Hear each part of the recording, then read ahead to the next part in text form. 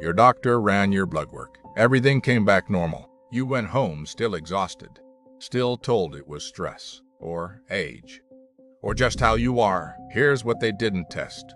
One number, not on any standard panel, that explains chronic fatigue in more people than almost any other single cause.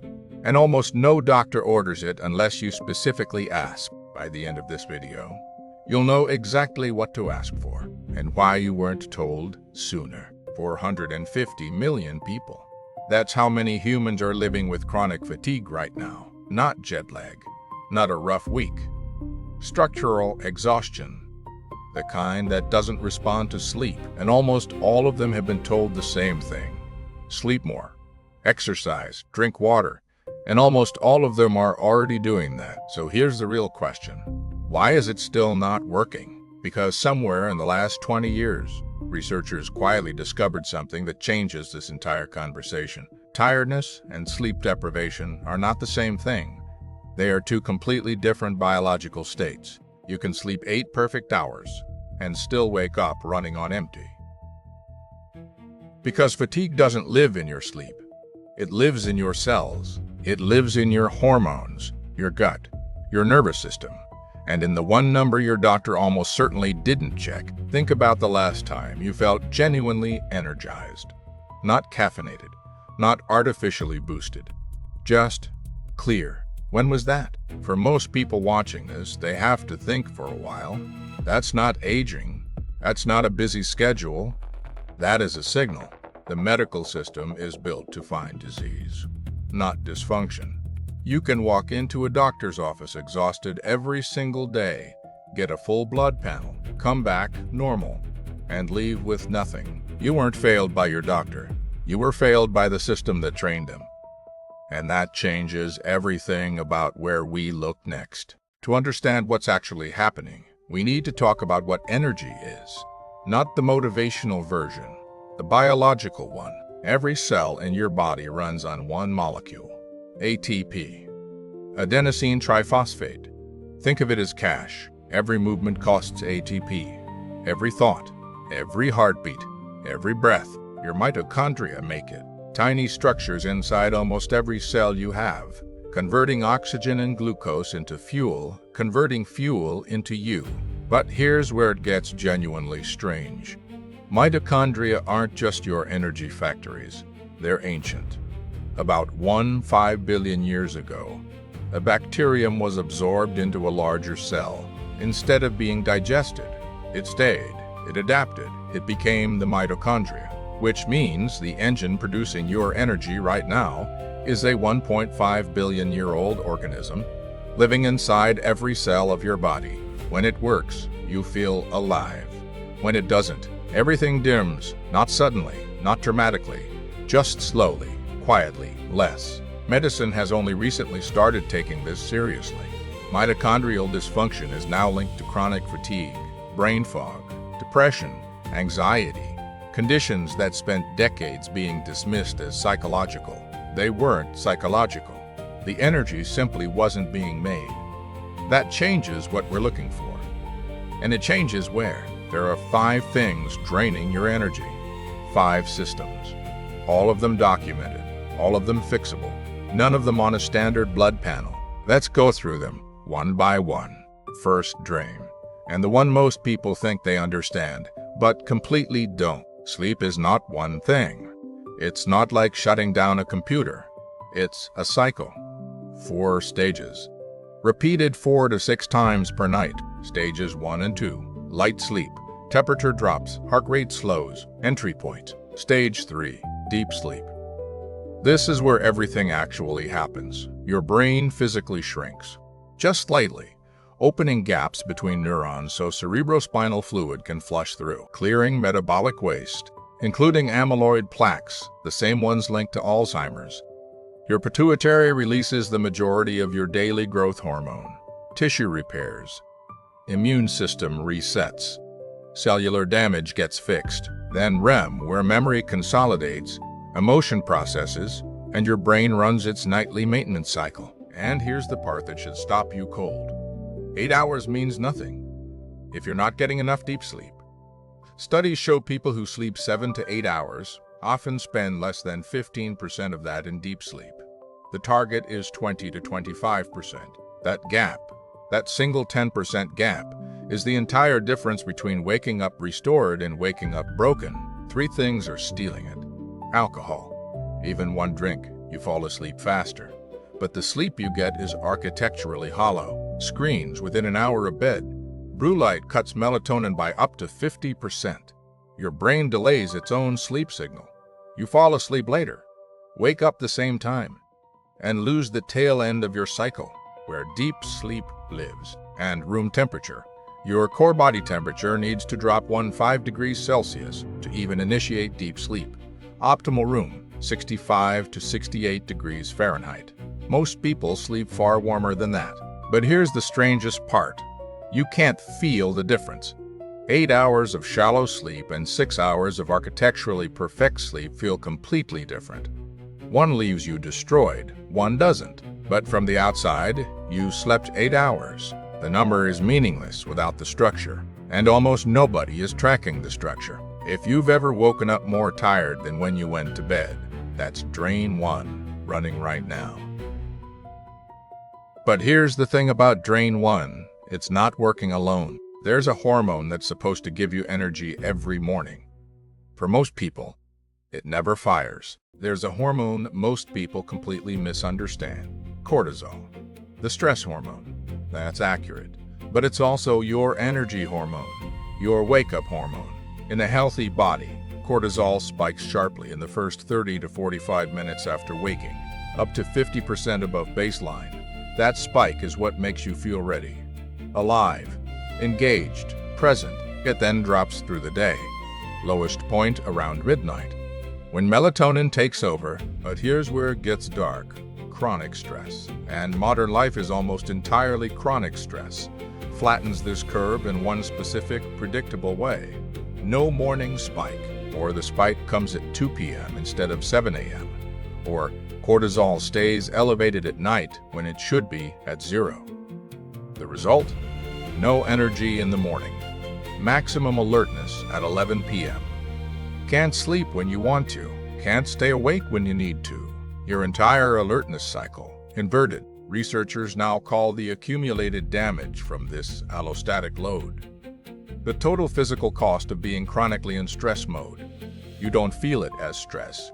You feel it as weight, as a battery that never quite charges. And the strangest part, the most common cause of inverted cortisol in 2025 isn't a trauma. It isn't a diagnosis. It's light. Bright light at night. No bright light in the morning. Your cortisol rhythm is locked to your circadian clock. And your circadian clock is set almost entirely by light. 10 minutes of outdoor light within an hour of waking. Research from Andrew Huberman's lab at Stanford shows dramatically steepens the morning cortisol spike. Not a supplement, not a medication. Going outside, the cheapest fix that exists, that almost nobody does. Think about how you feel for the first hour of every morning. That heaviness, that reluctance to engage. That's not who you are. That's Drain 2. But here's the thing about Drain 20. It compounds everything in Drain 1. Broken sleep architecture flattens cortisol. Flat cortisol worsens sleep quality. They feed each other, and both of them are being made worse by something in your gut. Nobody connects this to tiredness. That's the problem. Your gut. The 39 trillion organisms living inside it. And here's the direct line most people never hear. Researchers noticed something strange. Patients with Crohn's disease reported fatigue levels equal to cancer patients. Even during full remission, gut fully healed, energy wasn't. Nobody could explain why, until they looked at what the gut was actually doing. Your gut produces approximately 90% of your body's serotonin, not your brain. Your gut. Serotonin isn't just a mood molecule. It is a critical regulator of energy, motivation, and the sleep-wake cycle. A disrupted microbiome disrupts serotonin production, which disrupts motivation, sleep quality, and creates persistent low-grade exhaustion. But there's a second mechanism, more direct. Leaky gut. Intestinal hyperpermeability. When the lining of your gut is damaged, bacterial toxins, inflammatory compounds slip into your bloodstream. Your immune system fires. Systemic inflammation activates. And inflammation is one of the most powerful energy suppressors in human biology. Researchers call the resulting state sickness behavior. You know it from the flu. That total inability to move, think, or care about anything. That's inflammation acting on your brain directly. Now imagine a subclinical version of that. Not from a virus, from years of processed food, antibiotics, chronic stress. But here's what makes this so easy to miss. You don't have gut symptoms. No pain, no diagnosis, no obvious problem. You're just tired. All the time, for reasons nobody can explain. And every blood test comes back clean. If you've eaten the same way for years and your energy has slowly declined, that's not coincidence, that's drain 3. But here's the thing about drain 3. It doesn't operate in isolation. It amplifies drain 1 and drain 2. Disrupted gut disrupts serotonin. Disrupted serotonin disrupts sleep architecture. Broken sleep flattens cortisol. Flat cortisol worsens gut health. All three feeding each other. And all three of them are being quietly worsened by something happening in your brain right now, as you watch this, that nobody measured, that nobody warned you about. When your brain has no external task to focus on, when the work is done and the distractions run out, something turns on, and it burns fuel, constantly, without producing anything. Here's something the Paris Brain Institute proved in 2022, and it reframes the afternoon crash entirely. When you do intense cognitive work, focused thinking, sustained attention, decision-making, a neurotransmitter called glutamate builds up in your prefrontal cortex. Too much glutamate impairs synaptic function. Your brain slows down, fogs over, loses the ability to process cleanly, and it sends one signal to the rest of your body. Stop spending energy. Rest. That signal is the 3 p.m. wall. The Sunday evening dread. The feeling your brain just won't switch on, even when you need it to. But here's the part nobody connects. Your default mode network, the brain system that activates when you have nothing specific to focus on, burns almost as much glucose as active focused work. And it has one subject it never drops. You. Your regrets.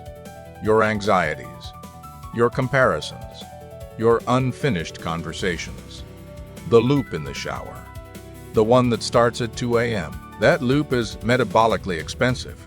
A mind that never stops ruminating is a mind that never stops burning fuel without producing anything. And the strangest part, glutamate buildup doesn't clear overnight if your sleep architecture is already broken.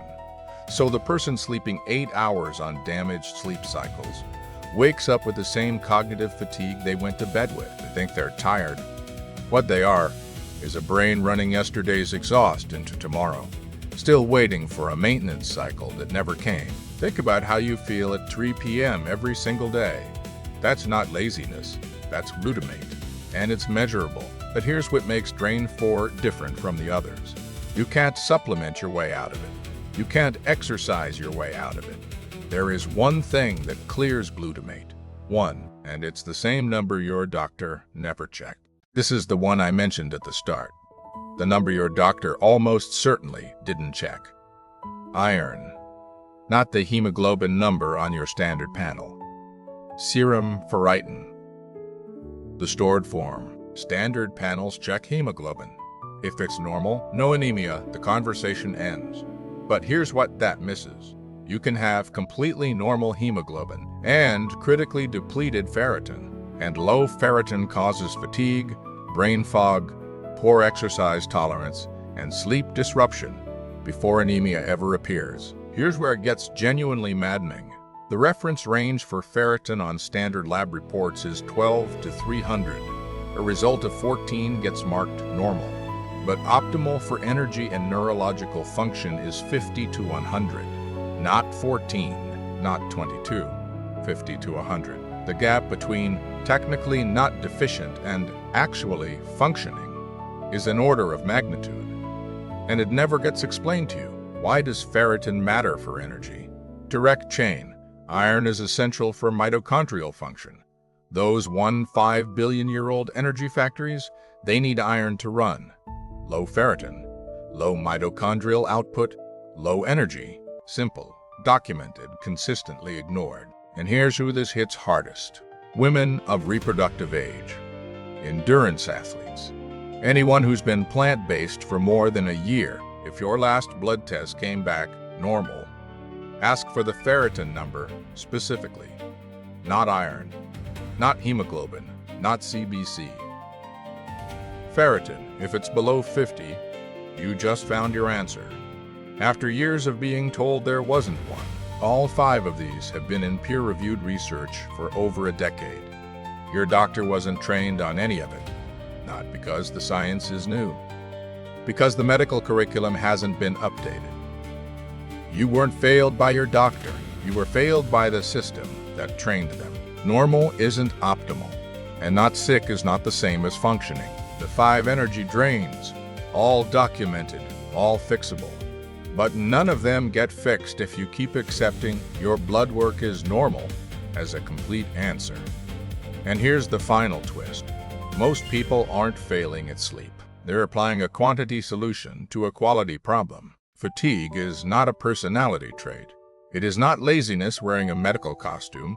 It is a biological signal pointing at something specific that the system around you was not designed to find. The medical system asks one question: do you have a disease?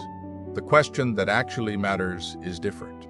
Is your system running the way it's supposed to? Those are not the same question, and they don't have the same answer. Here's what we covered today. The 5 energy drains. Sleep architecture. The structure, not the duration. Cortisol rhythm. The pattern that gives or takes your morning. Gut health. The factory making 90% of your serotonin. Cognitive load. The metabolic cost of a mind that never stops. Ferritin. The stored iron nobody tested. None of this is exotic. None of it requires a specialist. All of it is addressable. But none of it gets addressed if you keep accepting your blood work is normal as a complete answer, because normal isn't optimal. And not sick is not the same as functioning well. Most people who are chronically tired aren't failing at sleep. They're applying a quantity solution to a quality problem, not biohacking, not optimization theater, just the fundamentals, the ones nobody taught you. Because nobody taught them to me either, until the research made it impossible to ignore. Here's what I want you to do tonight. Not a system overhaul. One thing. Find your last blood test. Look for the ferritin number. If you don't have one at your next appointment, ask specifically. Not iron, not hemoglobin, not CBC. Ferritin. If it's below 50, you just found something worth addressing. Finally, second, tomorrow morning, within the first hour of waking, go outside, no sunglasses, no glass between you and the sky. 10 minutes. It won't fix everything, but it begins to reset the one system that governs more of your energy than almost anything else. Your circadian clock. And before you close this, drop a comment. One word. Which of the 5 drains hit closest to home? Sleep, cortisol, gut, brain, ferritin. Because the moment you name what's been draining you is the moment it stops feeling like just who you are. It never was. It's a system that needed better inputs, and now you know exactly which ones. If you've been tired for as long as you can remember, and nobody has been able to tell you why, send this to someone else who needs to hear it, because sometimes the answer isn't complicated. It's just nobody told you where to look. Until now, the path is clearer now. The 5 energy drains are named. You know where to look. That's enough for today.